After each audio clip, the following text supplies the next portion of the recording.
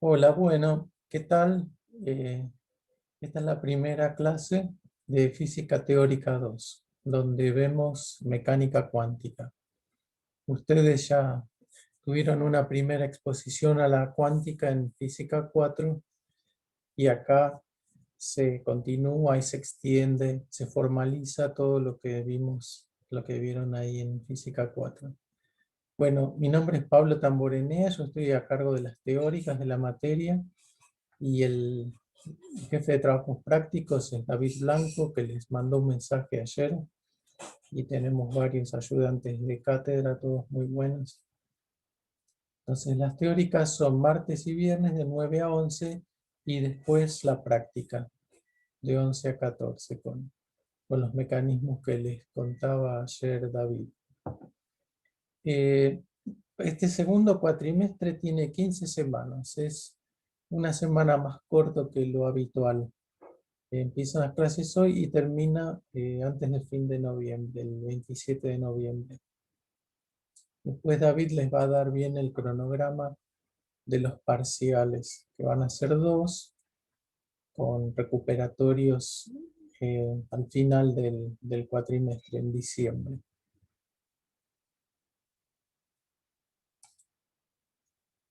Entonces, el régimen de aprobación de la materia es lo usual: dos parciales con dos recuperatorios al final del cuatrimestre, el examen final que lo tomo yo, o si no lo dan en diciembre o marzo, ya lo pueden dar con el siguiente profesor que dé la materia. Y lo que yo pensé que lo voy a hacer esto por primera vez, es la nota que les va a quedar en la materia, es el promedio de los parciales y después se le sumarían hasta 2 puntos por desempeño en el final. O sea, por ejemplo, si alguien tiene 8 de promedio en los parciales y da un excelente final, se le suman 2 puntos y así saca 10. Eh, si da un muy buen final, pero no es excelente, se le suma 1 punto y le queda 9. Una cosa así. Eh, y decidí hacer esto para darle peso, participación en la nota final de la materia al trabajo que hagan en los parciales, que al fin y al cabo es el mayor trabajo, ¿no?, que se hace para aprender y para aprobar esta materia. Después, si quieren preguntarme más sobre esta idea, lo podemos charlar. Este método tiene una ventaja. Por ejemplo, si yo dijera el promedio de los parciales se promedia con la nota del final. Eso en cierto modo es menos ventajoso para el alumno porque, por ejemplo, si tienen 8 de promedio en los parciales y sacan un 10 en el final, les queda 9 como materia total. En cambio, con este método pueden llegar al 10 a pesar de haber sacado 8 en los parciales. Pero a su vez invita a tratar de sacarse una nota alta en los parciales.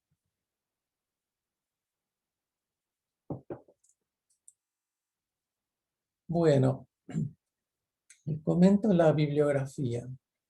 Eh, en cuántica hay muchos libros buenísimos, hay una larga tradición en este tema ya, pero los que yo voy a usar, y creo que los chicos de la práctica también son los que más usan, son el Cohen-Tanucci, que son estos dos volúmenes, le decimos el Cohen, y que es, bueno, volumen 1 y 2.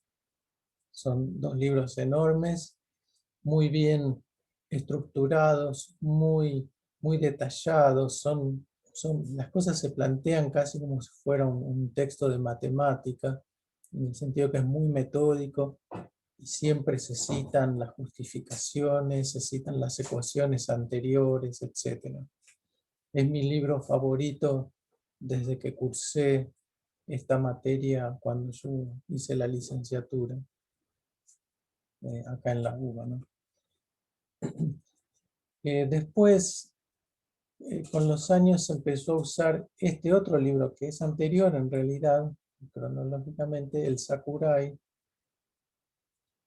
eh, que es muy bueno también, es un poco más difícil, un poquito más profundo en varios temas. Creo que a la gente ahora de la generación más moderna le gusta más el Sakurai. Y yo lo incorporé sobre todo en algunos temas que no están completos en el Koban. Acá hay distintas ediciones, eso a veces se presta un poquito a confusión, ¿no? Esta es esta que dice Sakurai solo, es la más tradicional. Y ahora hay una tercera edición con este otro autor. Finalmente, quería mencionar este libro que probablemente ya lo conozcan de Física 4, que es el Griffiths. Es un libro, yo di Física 4 algunas veces y lo usé. Es muy bueno este libro, es muy didáctico. Así que si alguna vez se entraban con los otros dos, no tengan ninguna duda en ir a leer el Griffiths y seguramente va a ayudar a llegar hasta el nivel de esta materia, ¿no? Teórica 2. En muchos temas está prácticamente al nivel de Teórica 2, porque ya van a ver, pero usa las herramientas que se usan acá en esta materia. Hay otros libros famosos, el Messiaen, el Merzbacher, el Schiff, son clásicos. Y hay libros más modernos también, del grupo de Cohen-Tanucci, donde por ahí se tratan temas más conceptuales también, más avanzados. Algo curioso del Cohen-Tanucci es que hace 2 o 3 años sacaron el volumen 3. Este libro es del 77, creo. Y 40 años después, si no me equivoco, sacaron el volumen 3, que trata de física de muchos cuerpos y también de un poco lo que sería cuantización del campo electromagnético y tópicos modernos de información cuántica y entanglement. Pero no vamos a llegar a usarlo en este curso.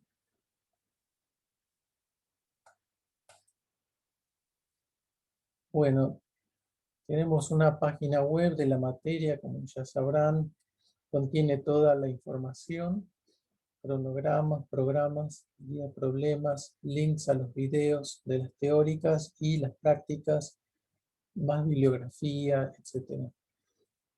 Yo ayer puse un cronograma para las teóricas que cubre hasta la clase 8, más o menos.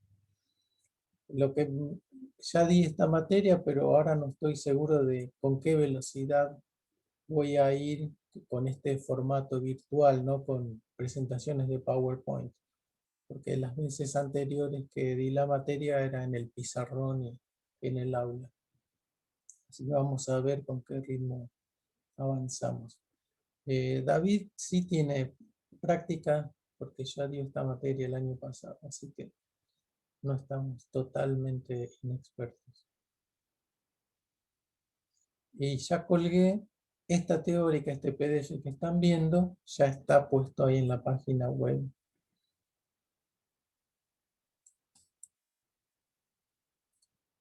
Bueno, ya podríamos ir entrando en tema.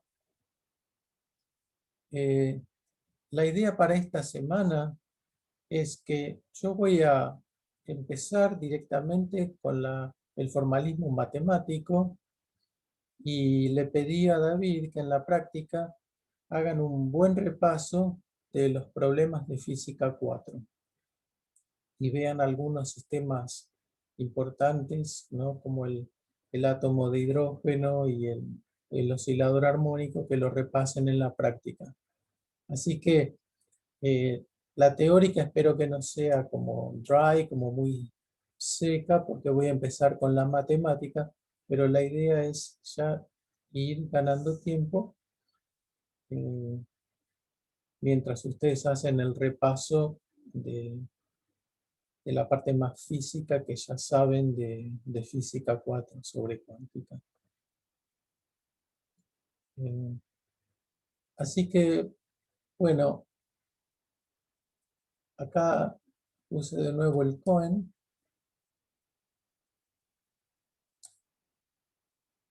Empezamos con el volumen 1. En el capítulo 1 está el repaso, digamos, de las nociones de cuántica que ustedes ya aprendieron en física 4.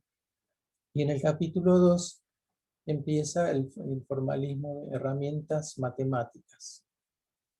Y esto es lo que vamos a ver, a empezar a ver hoy. Nos va a llevar bastante, 5 o 6 clases. Así que son 2 o 3 semanas. Y hoy empezamos usando lo que el formalismo que ustedes conocen, que es el de funciones de onda en la cuántica, para empezar a dilucidar cuál es la estructura matemática que está detrás de eso que aprendimos. Entonces, vamos a ver el espacio de funciones de onda de una partícula. Y si Dios quiere, hoy llegamos más o menos hasta acá, la mitad de la sección 3 del capítulo.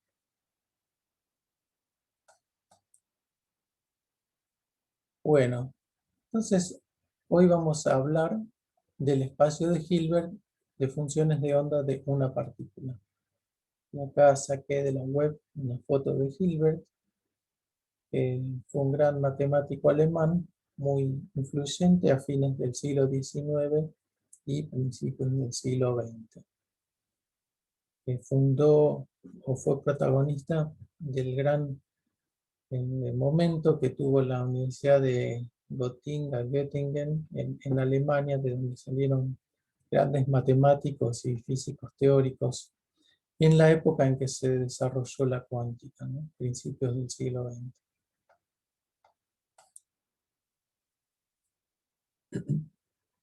Bueno, pues como ustedes saben, en la cuántica, la descripción del estado de una partícula cambia fundamentalmente desde la visión clásica newtoniana, ¿no? Si para Newton una partícula puntual se describe, o el estado de la partícula se describe dando su posición y su velocidad, en cuántica vemos que eso pierde sentido y pasamos a describir el estado de la partícula dando una función psi de r y t, posición y tiempo, que nos da el estado de la partícula y lo llamamos la función de onda. Esta función es la que contiene toda la información sobre el estado de la partícula, que nos permitiría calcular lo que querramos, su energía, momento lineal, momento angular, cualquier cantidad física que nos pueda interesar. Pero en particular siempre decimos esto, que el módulo al cuadrado, ¿no?, de la función de onda es una densidad de probabilidad. Nos da la densidad de probabilidad de encontrar la partícula en ese lugar a ese tiempo. Y si lo multiplico acá por el elemento de volumen D3R, esto ya me da la probabilidad de encontrar la partícula en ese elemento de volumen. Entonces, si integro sobre todo el volumen, el módulo al cuadrado de la función de onda me tiene que dar 1, porque digamos que sé que la partícula está en algún lado. Entonces, la probabilidad de encontrarla en todo el espacio es 1. Y esto ya nos lleva a la idea quizás más importante de hoy, de la clase de hoy. Y es que necesitamos funciones de cuadrado integrable. O sea, necesito funciones que su módulo al cuadrado se pueda integrar y me dé algo finito. Si no es 1, no hay problema. Agarro este número y lo uso para dividir la función y renormalizo la función de modo que su integral me dé 1. Pero no me puede dar infinito la integral. Ese es el requisito que les pido. Entonces, Estas funciones de cuadrado integrable, que son complejas, ¿no? Esto es un número complejo, ya el módulo no, es un número real. Estas funciones forman un espacio, un conjunto, que lo llamamos L2. Hay funciones que van a satisfacer este requisito de ser de cuadrado integrable, pero van a ser raras, ¿no? Van a tener discontinuidades, cosas feas que no nos interesan para describir el estado de una partícula cuántica. Entonces, físicamente nos quedamos solamente con el conjunto de funciones de cuadrado integrables, pero buenas. ¿Qué quiero decir? Que son buenas, son continuas, diferenciales. Entonces a ese conjunto lo llamamos F, que es un subconjunto de L2.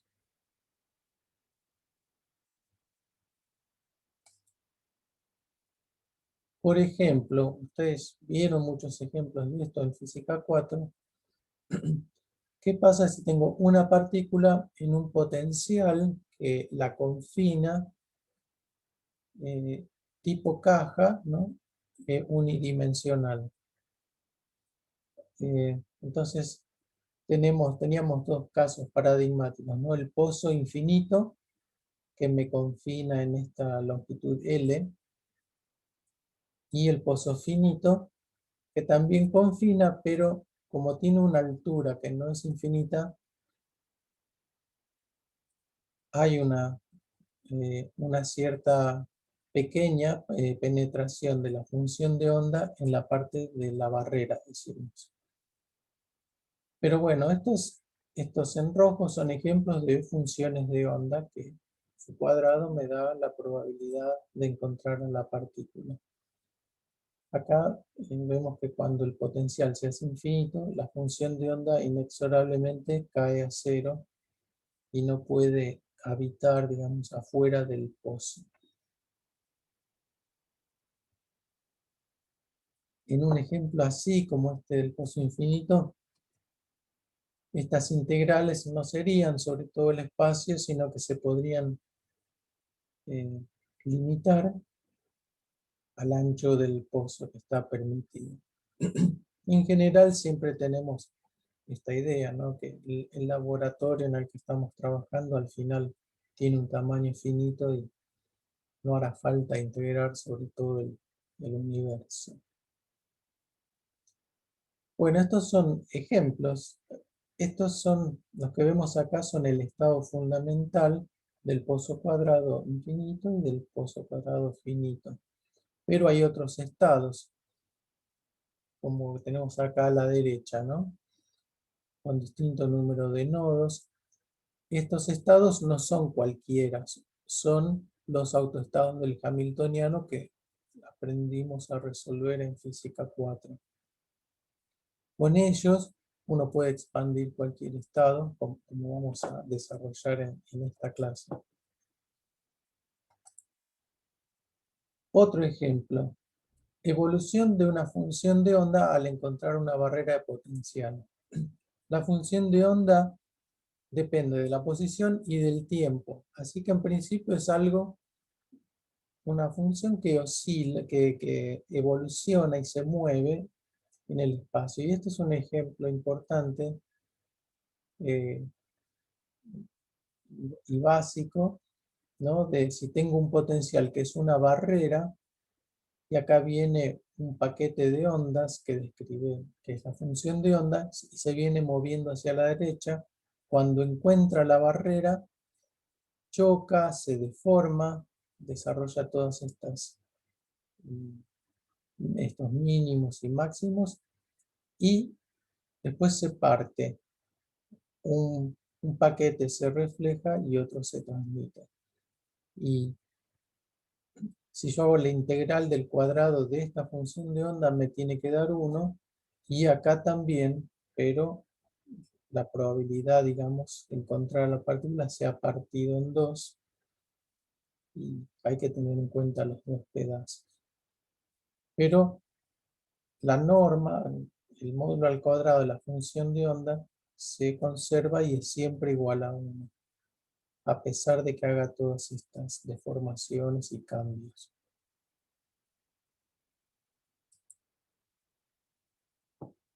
Este es un gráfico que saqué del Griffith. Densidad de probabilidad de encontrar la partícula en un dx. Entonces, como decía al principio, si esta es la función de onda al cuadrado, psi cuadrado, ¿no? Es toda positiva, y miro un dx, cuando hago producto del valor este por el ancho del diferencial x, ahí tengo la probabilidad de encontrar la partícula entre x y x más dx al tiempo t en que saqué esta foto de la función de onda. O sea, es el área debajo de la curva.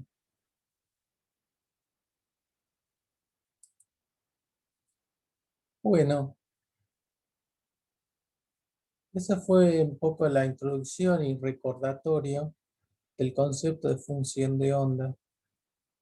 No sé si alguien quiere comentar algo, hacer una pregunta.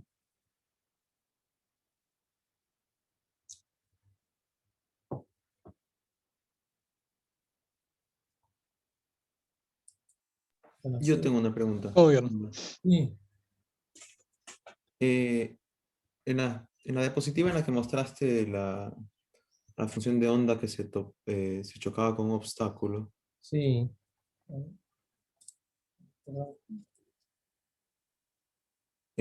sí, ahí dijiste que esa onda se movía en el espacio, pero Sí, ¿es en el espacio físico o en el espacio de fases? en el espacio físico.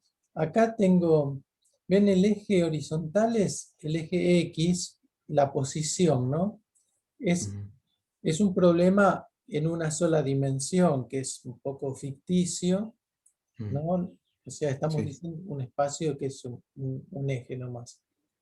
Y estoy mirando un paquete de ondas que a un tiempo t está acá a la izquierda, ¿no? Como muestro con el mouse.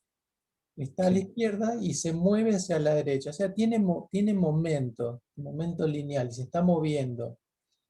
A un tiempo posterior, estoy en el gráfico C, acá a la derecha, ¿no? Esto es un tiempo posterior y choca y le pasa todo esto que se deforma. Y a un Ujú. tiempo todavía más tarde, se rompe. O sea que ves, esto es como una película y este es el movimiento en el espacio físico de la función de onda. Ok, En, ok. por ahí en física 4 no hay mucho, no se pone mucho énfasis en la evolución temporal, ¿no? Se calculan autoestados del hamiltoniano, se ve el átomo de hidrógeno y se ven sus autoestados, pero es todo medio estático lo que se llega a hacer. Pero en realidad la función de onda, si no está, bueno, esto lo vamos a ver bien después, pero si el estado no es un autoestado del hamiltoniano, ese estado va a cambiar en el tiempo. Y la densidad de probabilidad se va a deformar y se va a ir distribuyendo en el espacio de distintas formas a medida cuando transcurre el tiempo. Ok, Por eso, entonces la función de onda nos describe el estado de la partícula a un dado t y es la herramienta con la que describimos la evolución del estado, ¿no? Newton miraría la posición y la velocidad de sus partículas puntuales en el tiempo. Nosotros tenemos que seguir la evolución de esta nube complicada en el tiempo. de acuerdo. Ujú. Gracias.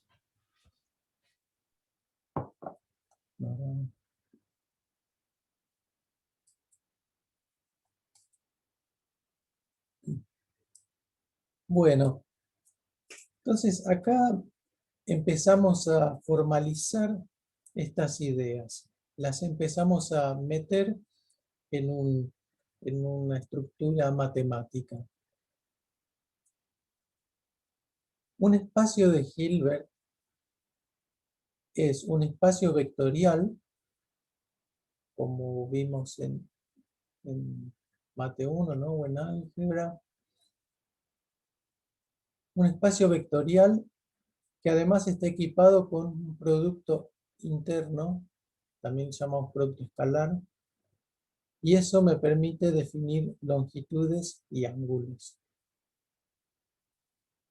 Entonces lo que voy a hacer es encorsetar estas funciones de onda de las que hablamos recién como miembros, como vectores dentro de un espacio vectorial. Entonces la idea es que el conjunto F de funciones de cuadrado integrable forma un espacio de Hilbert. Y acá pedimos entonces dos cosas. Que F sea un espacio vectorial. Básicamente eso quiere decir que existen la superposición lineal, las combinaciones lineales. O sea, tomo dos elementos de F, tomo una psi1 de R, psi2 de R, que pertenecen al espacio, formo una combinación lineal de ellas dos, multiplico por constantes lambda 1 y lambda 2 complejas, en este caso, y sumo, y esa combinación lineal también está en F. Si yo logro demostrar esto, estaría mostrando que F es un espacio vectorial. Así que no lo voy a hacer, pero entonces lo que tengo que demostrar es, tengo que ver que psi también es de cuadrado integrable. O sea, si psi1 y psi2 son de cuadrado integrable, esta combinación de ellas también lo es. Eso se puede mostrar, está en el POEN, es una demostración cortita. Y entonces ahí ya verificamos que estas funciones de onda las puedo pensar como vectores, como elementos de un espacio vectorial. Siempre podemos tener en la cabeza la imagen, ¿no?, de vectores en R3, ¿no?, nuestras flechitas en R3,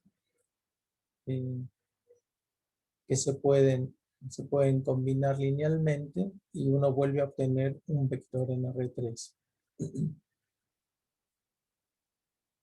Bueno, la segunda condición para hacer espacio de Hilbert es que haya un producto escalar. Entonces acá definimos un producto escalar entre los vectores que tenemos. Nuestros vectores son una phi y una psi, ¿no? Dos funciones de onda para una partícula. Entonces definimos el producto escalar entre ellas, con lo notamos con estos paréntesis y una coma, y esto lo definimos como integral en todo el espacio de la primera función de onda conjugada por la segunda. Esto sería el equivalente a lo que hacemos en R3, que es multiplicar las componentes de los dos vectores y sumar hasta la dimensión del espacio. Fíjense que es más o menos parecido, ¿no? Porque estoy multiplicando si en R sería el A sub I, perdón, phi de R sería el A sub I, y psi de R sería D sub I.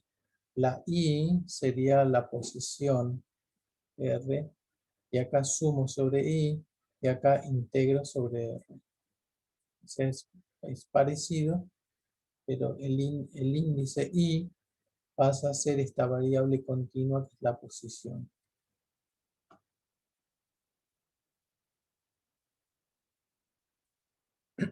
Y con el detalle de que como estas cantidades son complejas, acá lo definimos con el primer argumento va conjugado.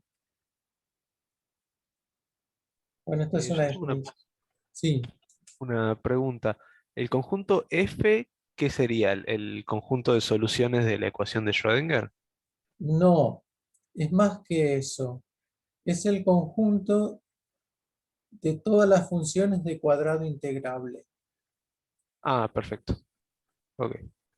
Son todos los estados posibles de la partícula, no necesariamente los autoestados de su Hamiltoniano. Ok. Gracias. Cualquiera de esos gráficos que vimos antes, cualquiera de estas sería una psi, una phi de las que estoy pensando ahora, ¿no? Y vemos que son feas, digamos, no son autoestados del Hamiltoniano.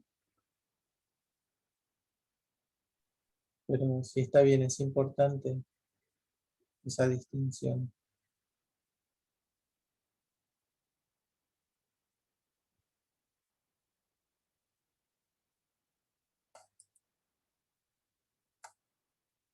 Yo acá a la derecha tengo el tablerito de Face de Zoom. No sé si a ustedes les tapa la, la transparencia. Slide. No, no se ve. Ah, no sé, claro, me tapa a mí.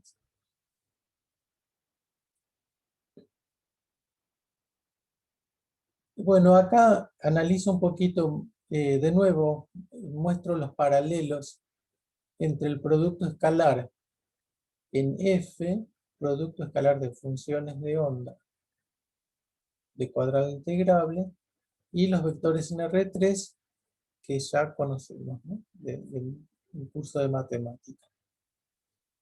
Entonces, esta es la definición con la integral del producto de las dos funciones y acá suma del producto de las componentes.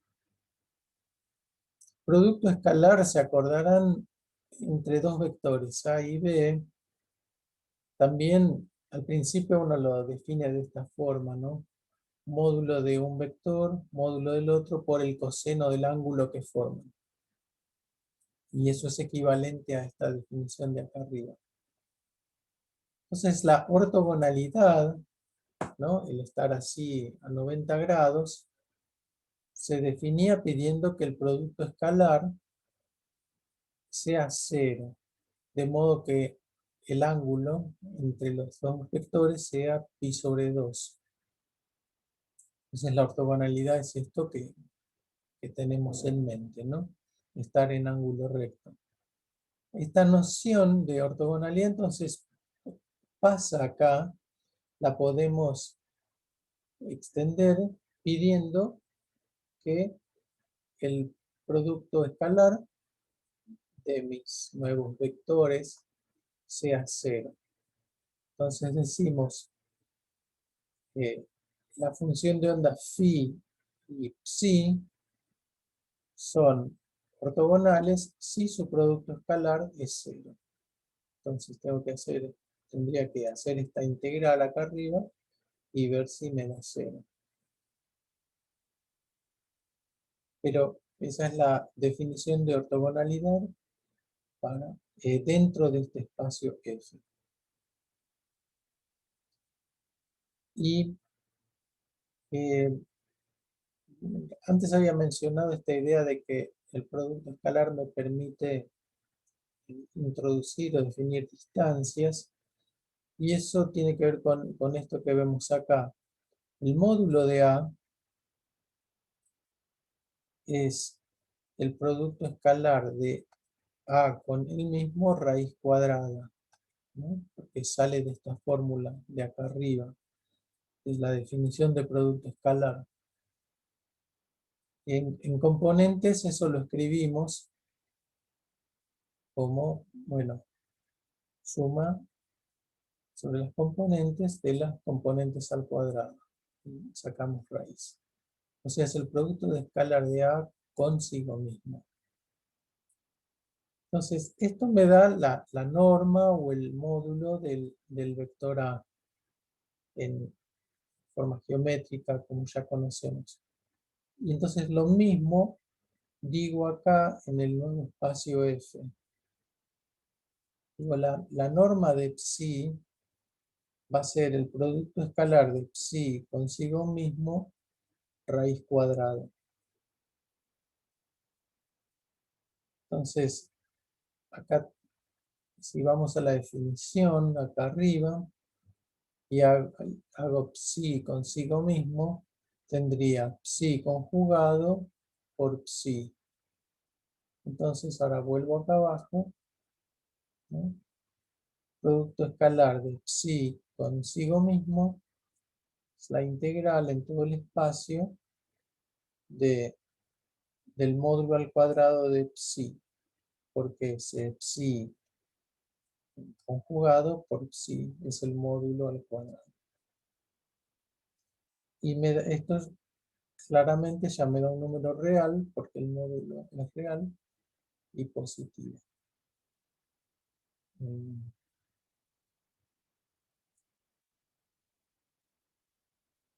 Entonces, es un buen número para asociarlo a la norma o longitud del vector. Lo que si pensamos en lo que ya dijimos antes, de que el módulo al cuadrado de la función de onda me da la densidad de probabilidad de encontrar a la partícula, y dijimos que al integrar sobre todo el espacio, eso me tenía que dar 1, ¿no? Es la probabilidad de encontrar a la partícula en algún lado. Entonces, esta norma, yo después voy a pedir que sea 1 todo el tiempo, ¿no? Y a eso vamos a denominarlo, vamos a decir que el estado está normalizado, que tiene norma 1.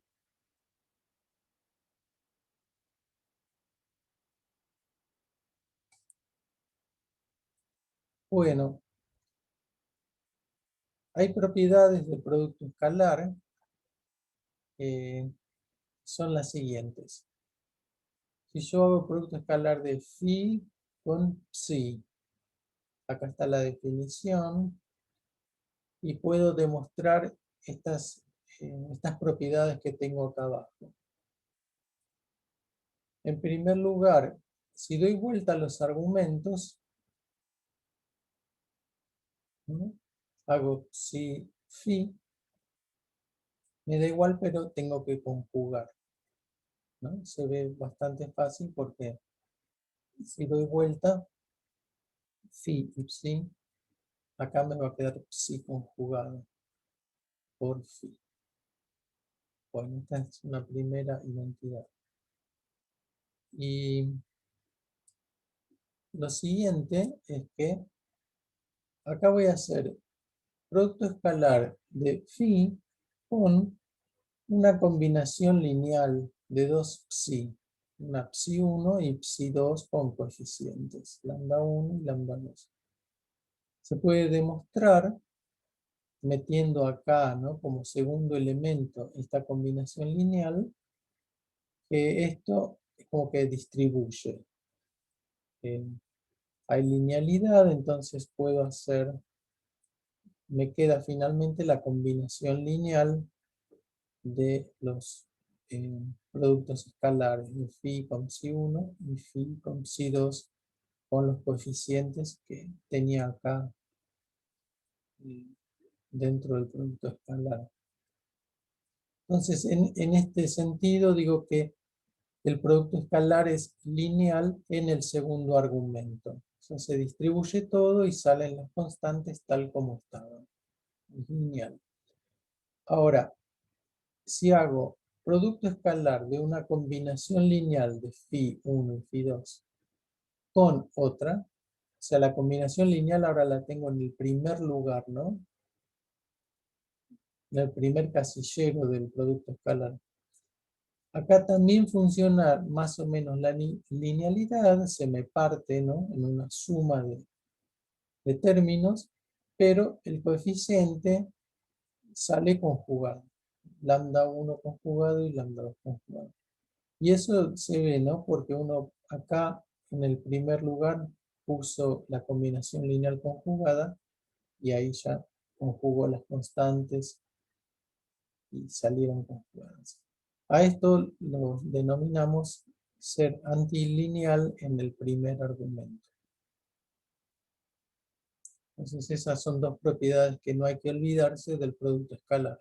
Si uno tiene, sobre todo la segunda, ¿no? Si uno tiene una combinación lineal en el primer argumento, no debe sacar las constantes sin conjugar.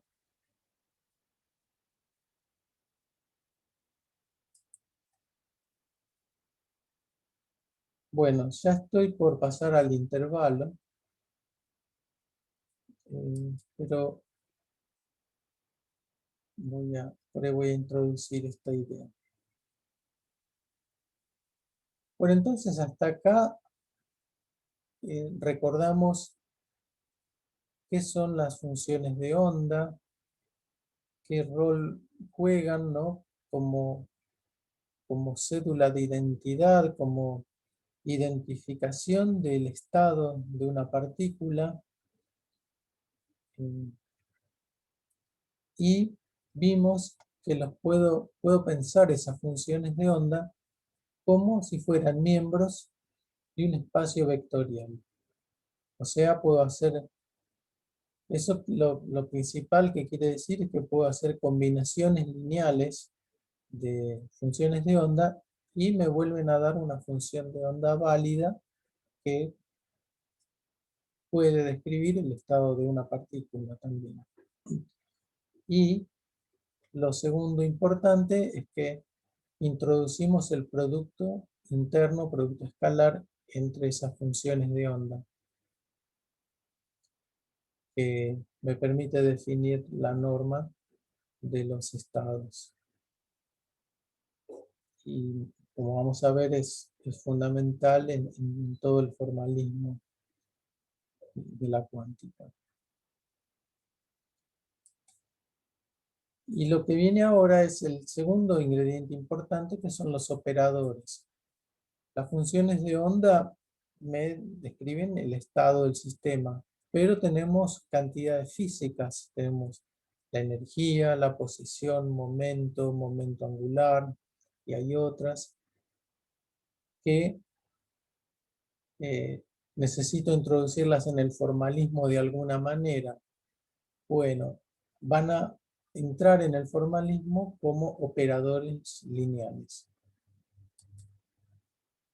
¿Y qué quiere decir ser un operador lineal?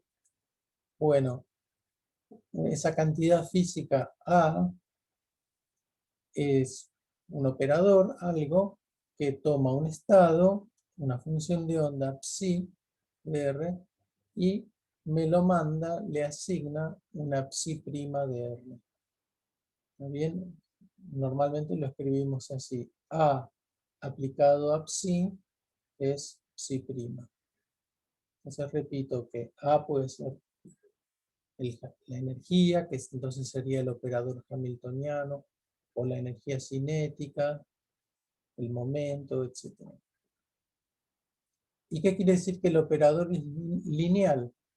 Bueno, que si lo aplico, acá aplico a esta combinación lineal que está en el corchete, ¿no?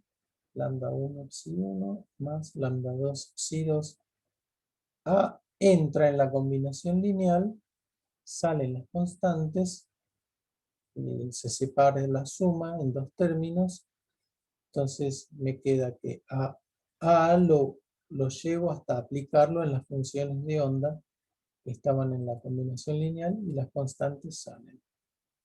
Entonces todos los operadores que conocemos, que vieron en física 4, el hamiltoniano, la energía cinética, el momento, etc., son operadores lineales. Cuando se aplican sobre una combinación lineal, entran y respetan esa combinación lineal.